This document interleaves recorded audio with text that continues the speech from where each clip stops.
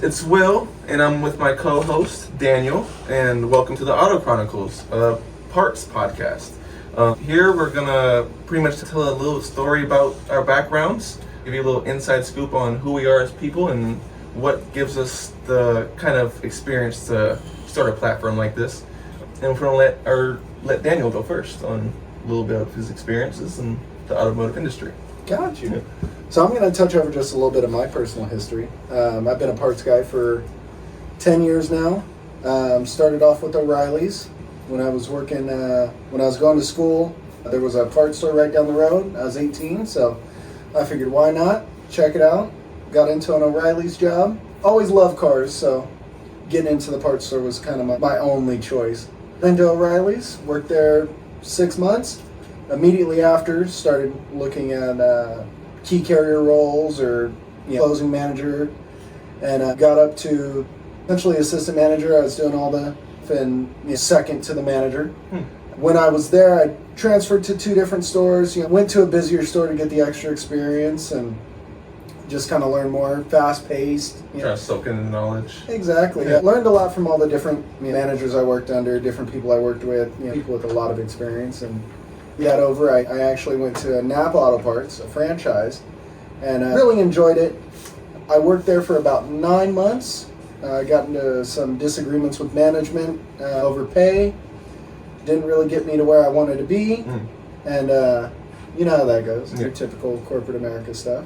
Hate it. And just decided, well, start looking, keep my eyes open for the next position. And from then I went into a Ford dealership in town. I always loved Ford. It's always been my brand, as you can tell. Man. On the walls, right? Decked out. Worked there. I did parts for 2 years. Really enjoyed it. Learned everything I could. Scooped up every bit of knowledge on any models, how part numbers lay out, how they work, full breakdown of what all the different numbers mean. Ford's one of the few manufacturers that has a specific part number system and how everything lays out. Really enjoyed that. I was in parts for about 2 years, and then maybe it's me. I had another management disagreement, if you will, and decided to look for another position and toyed around with the idea of doing sales. Ended up switching over to sales for a period of time. Did that for about 2 years as well, same dealership. Really liked who I was working for, just not who I was working with. And I enjoyed that. Then all the new models and everything like that. That's where me and Will crossed paths. Yep. He was a sales porter, and he'd always help me out and get my cars, and he kept everything going, kept all the cars running. Then COVID hit. And the bid. Yeah, the big old 19. Man. Then everybody got furloughed. It was couldn't go to work. You're not essential if you're not in service at a dealership. So, and ended up wanting to get back into parts. That's always been my thing, right? So started shopping around while the COVID money was paying out, and ended up finding a diesel parts company, right? Not necessarily I knew some about diesel, but didn't have super extensive knowledge, and got into it, really picked it up just like anything else in the parts industry, and made it mine. Right. And so I've grown through this company, helped grow the company and grow myself, and that's pretty much where we sit. Caught us up to date, huh? Yeah, man. Keep it going. I'm gonna pass it over to Will and let him give you a little bit of his history. Yeah, man. Well, like Daniel has mentioned, I met him at the Ford dealership. Great times. I actually met a lot of cool people that I'm still close with today. And like Daniel was saying, in these positions, to observe and take in a lot of knowledge and just soak in the experience entirely. But going back to kind of like my beginning, I'm a 2000s baby. So naturally growing up, I was drawn towards Fast and Furious movies and Iron Man, actually. These are the kind of things that got me into liking cars a lot. Fast and Furious movies, obviously they had all the cool stuff going on. They had all the car culture stuff. Really introduced me to the thought that you could build a car to your liking. In Fast and Furious, I was really more drawn towards the American muscle cars that Dom was driving.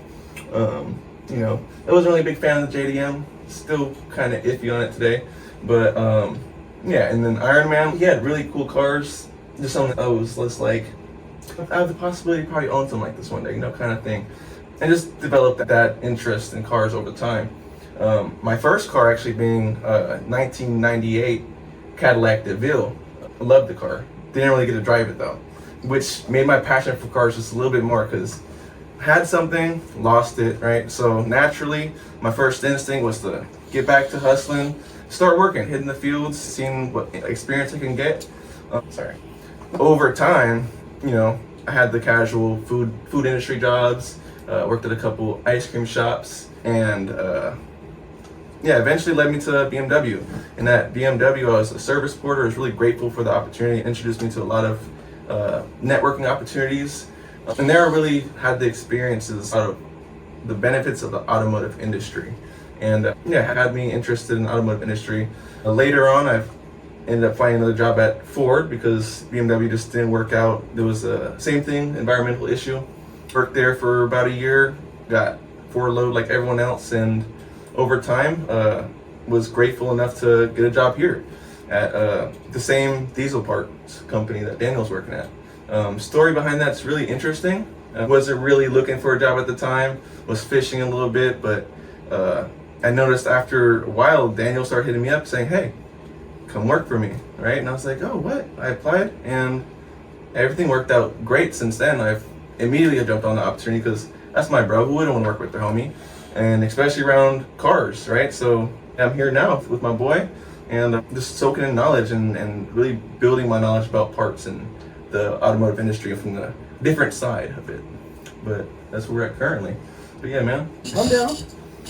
So we decided to kind of do a podcast. We wanted to kind of give open air and give some of our creativity out to something to hopefully help the car community and kind of open people up to it, right? There's a lot of people out there that they're still iffy about the automotive industry kind of thing. Yeah, I mean, there's not many places out there representing parts and representing service. Right. There's a lot of people in this side of the industry that aren't car people. Absolutely not. I see people driving pretty decked out dope cars, places you wouldn't expect, accounting firms or insurance or all different walks, and you do your own, right? If that interests you and you've got a side interest of cars, that's cool, but I really want to open people up that parts and service and this side of the industry, there's money to be made. And as long as you show an interest and absorb the knowledge you can get, even if you don't do it forever, it's still great knowledge. Is there stuff that you learn being in the automotive industry that you carry on for the rest of your life? And it kind of gives you a different perspective on how to take care of your vehicles, how to source parts for your vehicles. And overall, if you're a car person, you get into the automotive industry, there's not really a lot of negative sides to it, Yeah, I mean, I think for most people, they see what entry-level parts people are paid, right? And it's gotten very bad. I mean, absolutely. Your O'Reillys and AutoZones and Napas, they give you that negative stigma. The guy, you ask him what way to oil, and he asks whether is it a 2-door or a 4-door, and those are the people that give it a negative stigma, right? Those aren't automotive parts people. Those are grocery store employees or gas station employees that, the parts store pays $1 more, so I'll go work there. And you don't need any experience. And the parts stores take them because they just want a body to fill the role, because a lot of them don't want to pay. Publicly traded places like O'Reilly's and things like that, they've got to work up accounting, and all the stockholders and things like that, they don't want to see you. Why is your labor so high? Well, because we pay professionals. Yeah, very corporate, right? Yeah. So there's always the bullshit that comes with it. Yeah, get written up for your T-shirt not being tucked in, and all, just the worst kind of stuff there is, and that's not always the case, and that's what we open it up to. Exactly. I mean, there's a lot of things in this industry that if you get good at it, they pay well. Yeah. I mean, you don't have to be a master mechanic to be in the automotive industry, find a job that suits you and your needs, and be happy with the place you're at. And I mean, 18-year-old me, 20-year-old me would never guess what I do now. Not in a million years. Same. It's crazy. But we want to open that up and show people the sides that you can get into this industry. And if you're good at it, you can make money. Yeah. There's things like that. I don't work every day. I like what I do. I like talking about cars. It's the same thing I'd be doing if I was sitting at home all day. I'd just be watching car videos and playing Forza and just... You come overnight, too. You worked for it, right? And built a knowledge base that someone's paying you now just for your knowledge. Exactly, yeah. Once you have the knowledge and you have the experience, money comes with it, right? Whether that be a manager at a parts store or something like that, or starting your own parts. Yeah. I mean, there's a lot of companies... That's my idea. There's a lot of companies in this industry that specialize in certain things, and they make a killing. On this podcast, how would you feel about potentially setting some game on the parts side of the industry if someone out there is interested in starting something like that? Yeah, I mean, I know you got a lot of game. You have skin in the game, you know. Yeah, if there's questions anybody has about the parts industry, sourcing parts, or just how to set yourself up, I mean, I do essentially everything in a parts store. Yeah, he's pretty damn good at it. I know how to talk with your clientele. I know how to sell to your clientele. I know how to source parts, how to identify the difference in parts, things like that. And there's a lot of things that you're never trained on in the parts world. I get calls from people all the time that the Ford dealership gave them the wrong part number. And they're looking for a wire harness or something that's nowhere near right. Yeah. And I know because that's a common mistake. And it's something that I did in the past. You know? Yeah, it's oftentimes they just kind of throw you out there. Yeah, I mean, generally they give you training, but it's like HR training. Yeah. It's how not to insult a customer and things like that. The computer does the work for you now. And it's a shame. I mean, you know, parts store employees are generally the same thing as a guy sitting on his computer at Rock Auto. You find the ones, the folks that have been there a while, they know how to use a paper catalog. They generally can tell you a part number, what it means, what it stands for, why it's built that way. And so we want to air that out. We want to give that to the people, and, you know, let people understand that you can go work at a parts store and enjoy and get paid. Yeah, get paid to do what you love. Right, I mean, with the knowledge. So ultimately here we want to spread that knowledge that we've learned over the years. Daniel's more of the expert. I'm still trying to pick it up. So I'm here to act as someone asking the right questions, hopefully, to build people's knowledge, to find their own parts, or, you know a good part from a bad part, good brands from bad brands, you know, all kinds of things. But ultimately, automotive industry has a bunch of dope people, dope skills. Yeah, I mean, there's a bunch of different walks to really what it is. Everybody thinks is a car salesman, right? Yeah. I mean, car salesman, that's the one difference in the industry. They don't care what they're selling you, whether it's a car, house, whatever. They're salespeople at the end of the day. That's their goal. So that's the one kind of market. There's not many car people in there, and it has its benefits to being a car person, but at the same time, it kind of hurts too. But so we wanted to give a little slide of all the different walks of what kind of car jobs there are, other than just a salesman. And we've got, obviously, your parts people, right? Van fully loaded of parts. Somebody's got to sell them. Somebody's got to drive them. Somebody's got to stock them. Dispatch. There's, managers, right? There's route drivers. And there's on the dealership side, or you have more for... I've done delivery, but... No. Yeah, I mean, kind of tying in, and you're transferred to the dealership as well. And your people inside the dealership, your retail parts counterman, which should be a little bit better informed than some, because, he's got to deal with... large mass of people that... Yeah, I mean, he's got to help the people that don't know.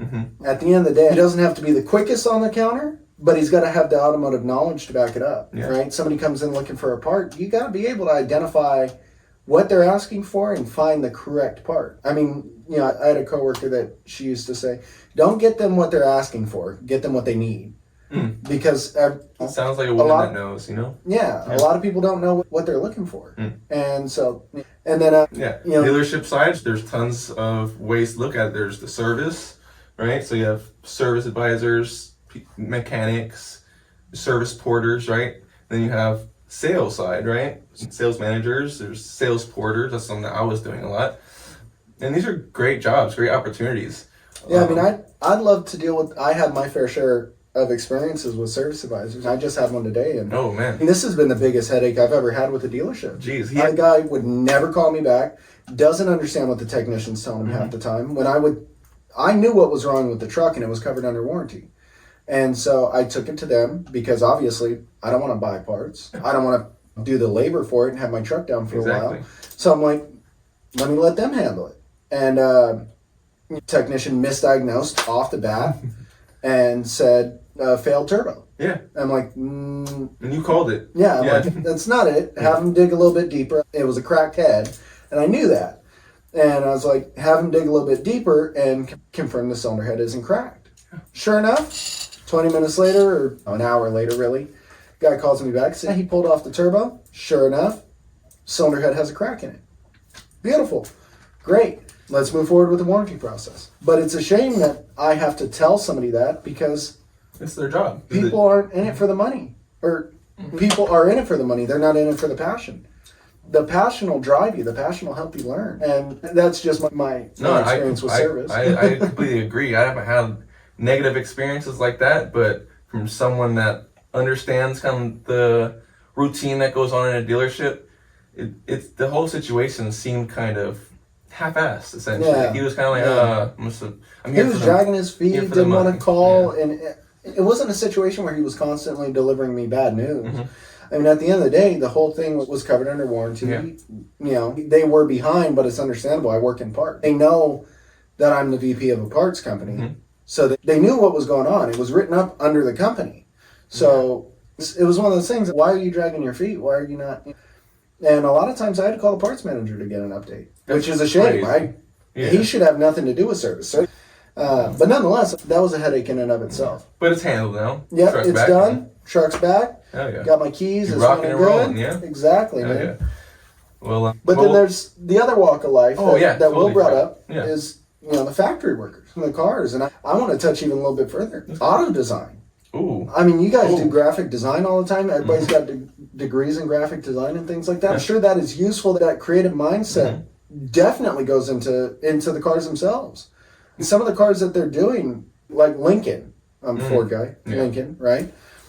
All of the Lincoln cars, they have a nautical theme to them. They've all got that sailboat roof lines and all that. I love that. That is such a design characteristic of all their cars that it creates a brand. That's essentially what they're doing. Yeah. And so whoever came up with that was definitely a graphic designer of some kind. They got right? paid very well. They probably still getting paid. Absolutely. Still getting paid. But yeah, that's something I overlooked. Me as someone that's a creative, I should probably shoot for that because that would be a dream.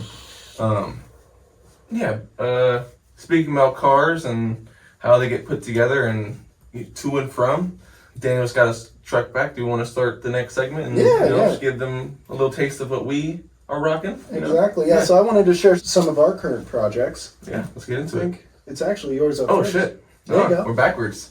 Well, so my project's quote unquote just starting, right? So I'm gonna start from my least active project to something that my number one. So starting my least active, I have a 2020 Dodge Durango GT, as shown on the screen. It's a nice mid-sized SUV. It's my family car, right? I'm taking my baby around doing daddy stuff, right? And it's a great vehicle, smooth, efficient. This is a V6, not a V8, so saves a little money on that end. But yeah, I always loved Dodge Chrysler products. They've just always had a clean, simple design. I've just always felt comfortable with them. And they're like rolling tanks, bro. I totaled my 300 and I was walked out perfectly fine, no scratches, so gotta give you guys that, you know what I'm saying? Big bodies, ooh, I love them. Big body cars. Yeah. My second vehicle, which is, I don't know which direction to go in yet, man. It's a Honda van, right? So nothing too crazy. It's a 2010 Honda Odyssey, and it's a hand-me-down vehicle. So my mom gave it to me when I was having my son, and definitely helped me out a lot. Literally, I was mobbing in it for maybe 4 months straight, and never had an issue because it's Honda. Yeah, V6 Honda. That'll outlive both of us. Man. Yeah. So currently, it's on it, not almost. It has a couple things I gotta fix up, and just wasn't comfortable driving it after getting my Durango. So it's just currently sitting. So I have two thoughts on what to go with it. We'll mention the second option, but the first option I'm thinking of doing is just selling it, fixing it up a little bit and selling it. Just minor door damage, someone hit and run my car. Oh, I hate Vallejo. But yeah, so just fix it up, sell it, or keep it. And we'll talk about what I might do to it We've got a whole little segment on that, so keep that in mind. A good idea. Save that for yourselves. And then to my baby, my project, I have a lot of plans for. It's my 2001 BMW E39 540 IA. So it's automatic. It's not the manual, but I might throw one in there. Still, I'm iffy, but I want to do some shit to it. So that's one of the things I will probably end up doing in the future. It's an I always say it wrong. Orient blue. There you go. Yeah, I love it. It's a metallic. It's very clean when it's fresh. Mine has a lot of sun damage. So it's pretty crap right now. California cars, that's what happens. But it's beautiful because one owner previous, old dude, let it sit. So got it and still was very good bones. So that's what I like about it. He probably drove it to 100,000 and parked it there. Exactly. He was telling me. He said, this trade-in's so low, I'm just going to keep it. Hey, but they're going to appreciate it. Classic cars soon, right? Yeah, so, I'm 20 years old, so it's 22 now. It's getting there. Have you seen bring the trailer fucking prices for the E39? I think we were looking at them. Yeah, I mean they're pulling 10s in some cases. Yeah. I mean, with solid builds, and they're starting to get more rare. Yeah, I mean more people wrecking them. More people because they're a fun car, right? Yeah. And they're in the every time you see one at Pick-a-Pull, right? That means another one's off the streets. That much more rare. Yeah, can't love them, man. But yeah, that pretty much rounds it off my projects. I'll be mentioning a lot more throughout the series we upload in our episodes. So yeah, we'll tell you guys when we're doing things to our cars, showing you little different things we do every now and then. We'll take photos as we're doing it and keep you guys up on. Yeah, keep you guys in the loop because we're trying to create like a family. You know what I'm saying, that's what I have in my garage, man. What you got, bro? Jump over to mine. So I've got a small fleet. I cannot help myself. That's an understatement. I live in the suburbs, and my neighbors hate me because next door to me, I've got a guy with a Tesla Model Y. Right down the road is one of those Audi e-trons, right? SUV, right? Oh, you're surrounded. Across the street, they've got Benzes and all that, and I'm pulling up in my 1990 town car.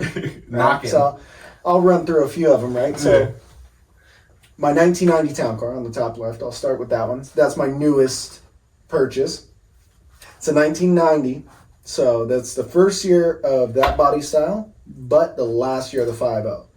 Holy grail in my opinion. The best one.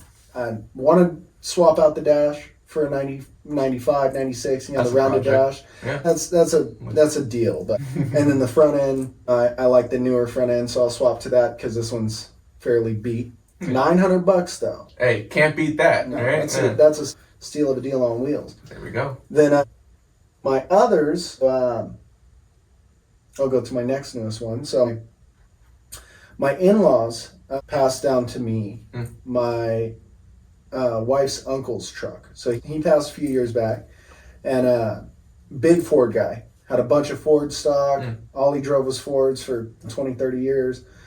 One of them being the truck in the top right, the 89 F-150. It's clean. Love it.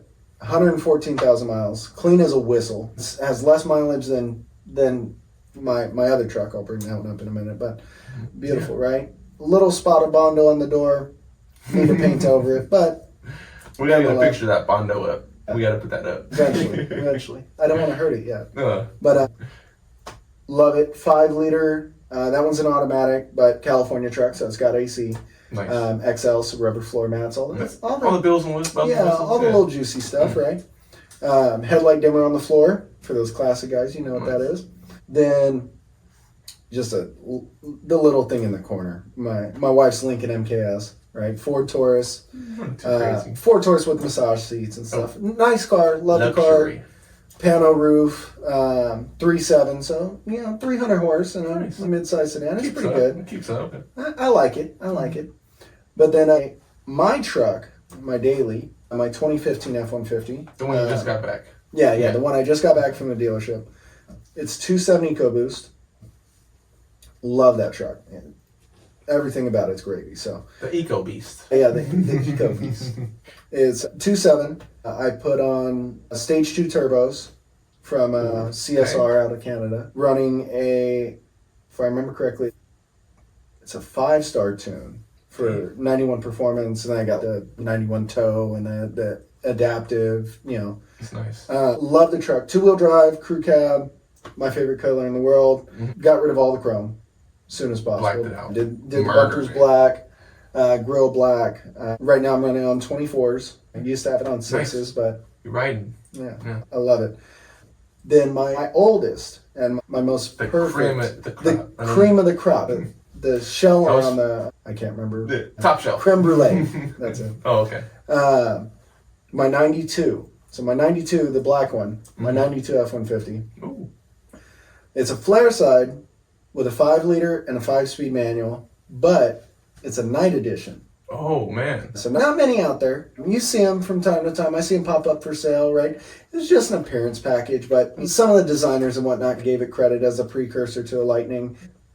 The only kind of performance stuff it came with from the factory is it had a heavy-duty cooling system and the heavy-duty suspension on the front. So the sports suspension, as they call it, and the heavy-duty cooling. So it's got twin-core radiator and heavier springs up front. It's pretty dope. It's a beautiful truck. I haven't seen it in person yet, but the pictures look good, man. I love it. As it sits right now, it's pretty in shambles. Oh, man. I started tearing it down to restore it, so carpet's out of it, seats are out of it, door panels are off. The usual. Your typical race car stuff, right? Then all the 5-liter cars I did. MSD ignitions. How many 5-liters you got, bro? 3. Oh, man. You got the town car, both the old F-150s are 5-liters. And so I did all of them. MSD blaster coil, MSD wires, just little bolt-on stuff to fix the miss at idle kind of crap. Nice. But all in all, some good runners. Solid, yeah, dude. Yeah. Low fleet. I think you had me in some categories, right? Mm-hmm. Numbers for sure. And we both got the big body V8 cars. Oh yeah. As you can tell, I love my trucks. Right? Gotta have trucks. I gotta add me one to my collection, man. We gotta surf some marketplace and get jump on some there deals, man. There's some deals out there. We gotta show you guys some of these deals, man. Yeah. They're around. Man, that's dope, bro. Yeah. Yeah, bro. Let's. Yeah. So we'll jump on. So back to Will's Honda Odyssey van. Oh man. So we were mentioning earlier, right? So I was going to either sell my van, right? Fix it up a little bit, sell it for hopefully some profit, right? Any kind of cash injection right now would be great, but hopefully a profit. But if not, if I keep it, we can do something really cool. Van culture, bro. This is van culture. I ran across them in like 2014, and I fell in love with it, right? They were doing all these decked out Odyssey vans and Toyota Siennas, and I mean, you can kind of see some of them. I included some. Dude. I wanted to include some of the more cleaner builds, right? Like this Pacifica with a full body kit, right? Real clean build. The Sienna with the Lexus front end. Got an Odyssey Chef kiss. So you got the Sienna and Odyssey, right? Real clean, both of them bagged, right? And then I found a photo of this Kia Carnival, right? Okay. I've been interested in that because the extra seating and the recline seats and all. My only thing is, I'm very big on, I don't care for front wheel drive. Oh, yeah. I don't care for it. And my wife's car, I made the exception, right? Front wheel drive, because big car, right? Whatever. But I'm done with that. I don't think I want to do a front wheel drive car again. Well, you know, for the family car, right? We use the truck mainly now, but. So, for me, Toyota Siennas, right? Things like that. Those are some of the only ones that come all-wheel drive. Honda hasn't done an all-wheel drive Odyssey that I know of, at least American domestic market, right? Yeah. Nothing so far, but I'm clean though. I love this. So when I ran into these, I just started following them. And I want to include one other more achievable project for similar situations to like, you know, Will's car. You got this thing hand-me-down, it's sitting on the side, you got a new car. $900 on it, you know? Yeah, you don't really drive it, right?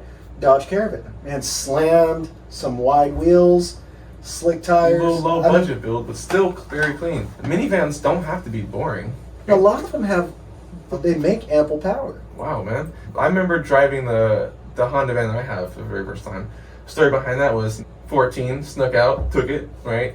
Casual. Gotta do it. Got a Caravan. Oh, yeah? Oh, man. Same. So obviously it's not just a one-off, right? But I took it out for a little joyride. I was a good driver, always have been, except for that one crash. But, yeah, dude, it has so much power for a minivan. I was easily hitting, I'm not going to say, but I was going pretty quick. It's a pretty quick van. I'm like, whoa. Imagine if I put a little effort into it, a little love. It could be something nice. So. And I mean, the best part about them is they have all the aftermarket support because the J35 is in similar parts shared with Accords, right? Yeah. And the parts coverage is there. Honda, everything on Hondas is swapped over from different models, so love it, dude. It's there. It's and plus, with van culture being as big as they are now, you're gonna get love. So they got suspension parts are from Accords generally, right? Yeah. Don't quote me, but a lot of parts are shared with Accords, or like the Honda Accord Cross Tour, which is kind of like the connection between the two, right? The weird wagon looking one. And come on now, who doesn't love a bagged minivan? And like Busy Moto with his 1100 horse Odyssey. If we can, I would love to show you, or we could just tag him. Just tag him, bro. Yeah, I don't know. Yeah, I mean, we'll try to put a clip in. You guys gotta check him out. If we can figure out the editing to clip in there, his van, maybe just like a drag from that Netflix show. A little pull. Yeah, you know. Yeah, that'd be cool. These are real possibilities that people overlook oftentimes. So we're gonna try to give you guys a little highlight from OC. Each episode, we want to give you a highlight to an auto culture. Try to introduce you to something that you might not be realizing. You might think right now you're driving a piece of shit. Boring piece of shit, the hand-me-down that you got off Craigslist or whatever. But there's a market for a ton of these. Exactly. I have a stupid love for anything 90s for the most part.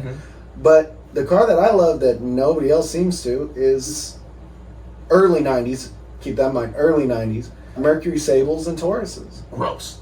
I love them, dude. A good Taurus show or Mercury Sable GS with the light up center. Oh, yeah. You know, they were on it before Benz and before all these others did the light up emblems.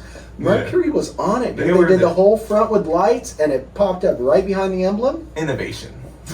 At its best. You said Mercury Sable? Yeah. Okay. Mercury Sable. I could get down with that one. It is a Ford Taurus underneath. Same thing with my wife's car, right? That doesn't mean that it's a bad thing. And the Ford show. Or the Taurus show with this little Yamaha V6. Ooh. They're cool. Not the later shows with that ugly bubble look. Take it home. Sorry, bro. I don't like it. You can like it, though. I just don't. Don't give it to us. Don't bring it here. The later shows, though, the 13s and, that generation, same generation as my wife's car. Bring them over. Back to perfect. They fixed it. They realized they went in the wrong direction. That pulls us into our next segment. Oh, man. Things we can't fucking stand. We hate a lot of things about the automotive community. There's a lot of trends, a lot of things like that. Some of them are done. Some of them are just starting. Some of them are hit or miss. Just sometimes it works, sometimes it doesn't. But oftentimes the things we bring up on this segment, we just, nope. These are our opinions. If y'all want to try to change our opinions, feel free. Go ahead. Comment down below. But nonetheless, these are things that we despise. I'm open-minded, but there's a line, man. Yeah. Don't cross. Definitely. One of the main ones. What you got? Camber on front-wheel drive cars. I don't like camber, period. But it has its place. To a point where it's so noticeable that is the identity of your car, get rid of it. Take it home. Dude. I want to know how many times that Civic has had to replace the CV axles. Oh, man. Because they're literally going like this. They're not getting it over any public roads, man.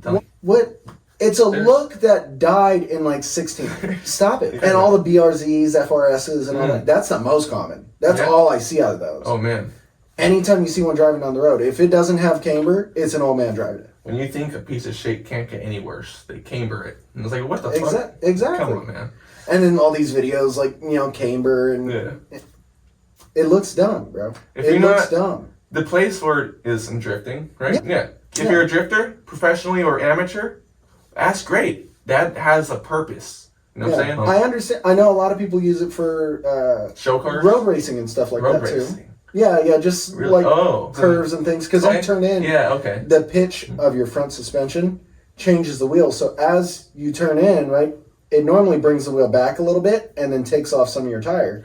Interesting. So camber is to give that inside wheel full connection. All the traction.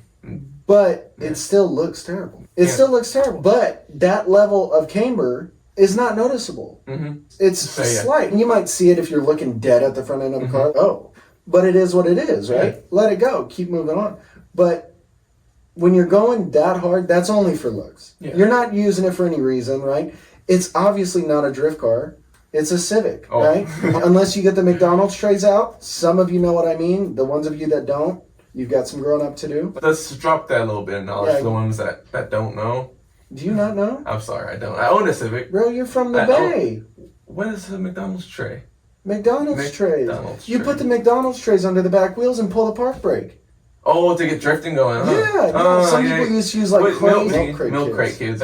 I found that's a Bay Area exclusive is the milk crates. People had brought up to me the milk crates, and I'm like, y'all use milk crates? Yeah. That doesn't make sense to me.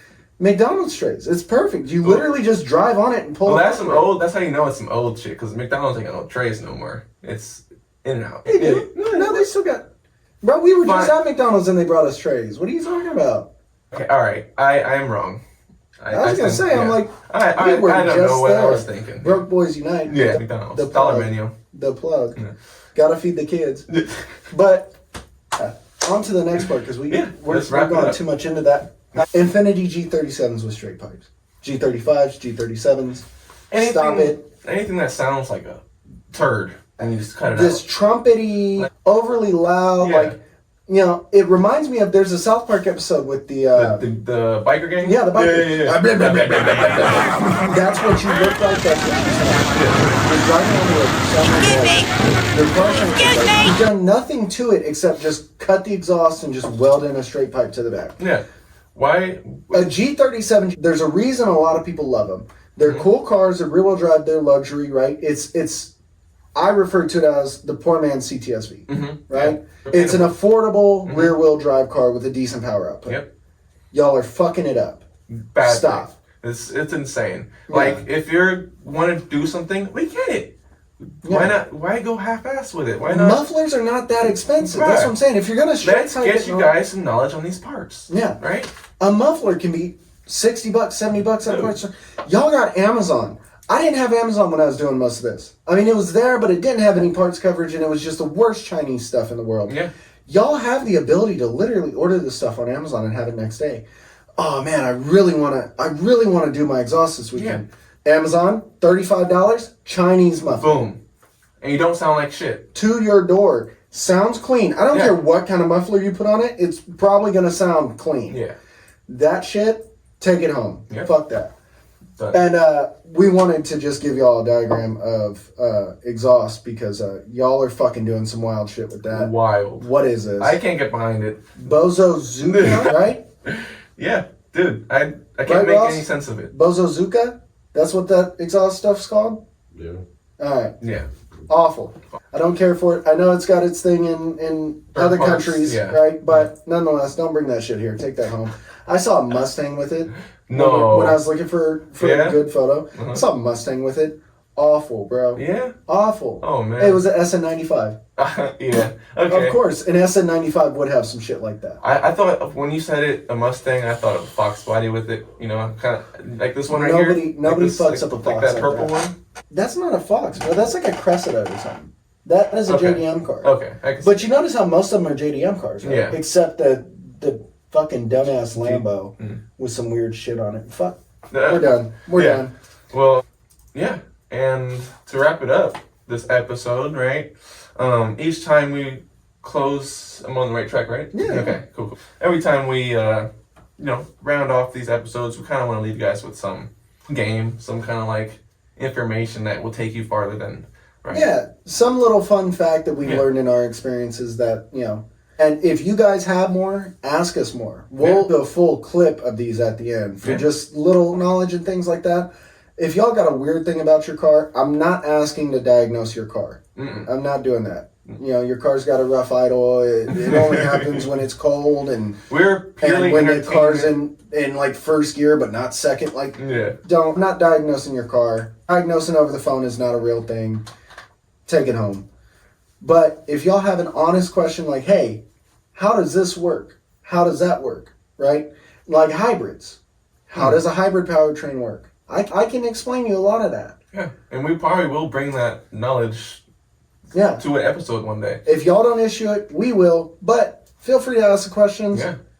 Help me learn. Yeah. Help Will learn. Yeah. We'll look it up. We'll get you the answers. Because that's one of the things I'm best at. Like I was saying, we're here for entertainment and to spread knowledge. So, whatever we can give provide. You some game. Man. But today's game is... A 1990 town car has a high probability of having 2 drain plugs. Some don't, but most do. Keep that in mind. Yeah. Don't throw 8 quarts in your town car and try to cruise it down the road. It had flush in it too, bro. I put flush in it because I was like, maybe it's just gummed up, and I'm getting ready to throw this car away or throw the engine away at minimum. I'm like, ridiculous. Jesus. But there's some game for today. Yeah. And then on top of that, go find some friends to work on your car together, right? Get some friends. Don't be a loner and try to thug it out. Like, it's way more pleasurable with friends. I didn't mean that pause there, but bring your homies over. Feed them, give them a beer. Yeah, get some pizza. To work on your car with you, right? It'll help everyone out. Even then, just like the old man at the barbecues, where do they stand? Man, get around the grill of your car. Yeah, there we go. Chop it up. Learn something. Yeah. Yeah. Hell, you ain't got your car. You drove your wife's car. Drove your baby mama's car to the family event. Yeah. Find the dude that drove the kind of cool car. Go talk to him. Go talk to him. Man. Go talk to him. Hit it off. Talk about his car. Talk about your car. Look at cars even. You ain't even got to work on one. Just look at cars even. Go to car shows. Get out there. Get active. Don't let the old fogies with their vets just take over the market, right? Man. We got to get out there. Yeah. Right? Absolutely, man. And on that, I think it's a good wrap, man. I think we hope we provided enough value where you're interested and might subscribe, like, or follow, and look out for us for the next one. We'll catch you. All right, deuces.